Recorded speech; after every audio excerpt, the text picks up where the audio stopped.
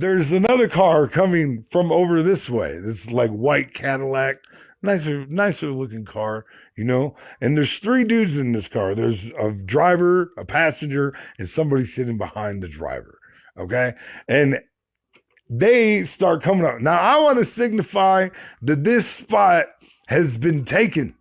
So I literally laid out like across the parking space in the front of it, and at the very front, like I laid out across it, like, no, like this spot's taken. You know? And dude that's driving this car just kind of just laughs at me and shakes his head. It's like inches my way, right? And so I got up on my knees and I had the pry bar and the hanger in my hand. I said, hey, don't think I won't fuck up your shit, right? And dude looks at his friend. He looks at his friend like, you fucking believe this dude, you know? And now, like, my girlfriend has also, like, started creeping up on this spot. So now they're, like, both here. You know, they're both murdered there, you know? And this dude looks at his friend and he lunges towards me again. And I was wearing a bucket hat. And I ripped off my hat. And I was like, does this look like a face that is fucking with you? I will kill all fucking three of you before I let you have this fucking spot. Move the fuck on.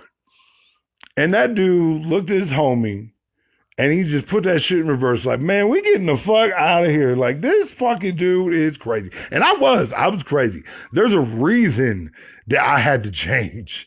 You know what I'm saying? Like, that's not normal behavior, and that is not okay, and I understand that today. But being that was 20 years ago, I can look back and say that was a very ridiculous way for you to act, sir. And the saddest part about it is that if they'd have got out of the car, there'd have been some business. You know what I mean? Which my friend, so my girlfriend pulls it, they pull away. My girlfriend pulls in the spot. My buddy Johnny is still in my girlfriend's car. He is losing his mind laughing. He's just laughing his fucking ass off. He's like, dude, did you seriously just punk out three dudes and a car? And I was like, yeah, I did. And he was like, that's the most fucking banana shit I've ever seen. And he said, I just got to ask you one question though, bro. What would you have done if they'd have got out of the fucking car? And I was like, well, I'll be honest with you, bro. They weren't getting out of the car unless I actually touched the car.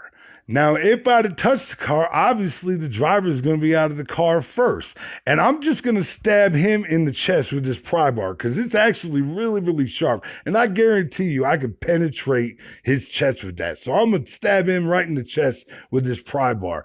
And the next person I got to deal with is obviously going to be the dude getting out of the seat behind him. I just pull that right out of his chest and bury it, the hammer in the dude's skull. And by that time, if the passenger didn't actually just dip out, he's had time to run around the car. I'm gonna just choke him out with this outstretched hanger I still got. And he looked at me and he was like, I don't ever want to make you mad, bro. Like, for real. Like that's just like the fact that you can see all that. Fuck if you can even do it. The fact that you can see it. Wow. Fucking wow. You know, and yeah, see, there's some of us is taking the time to assess our personality and make necessary changes, you know, because I'll be honest with you, it was not okay for me to just be running around acting like that. You know what I mean? Like, I was a problem. And prison was the best thing that ever happened to me. And I know that sounds like craziness to some people, but I tell you what, man, that judge saved my motherfucking life. He saved my motherfucking life because I was headed nowhere good. And he helped me turn it around.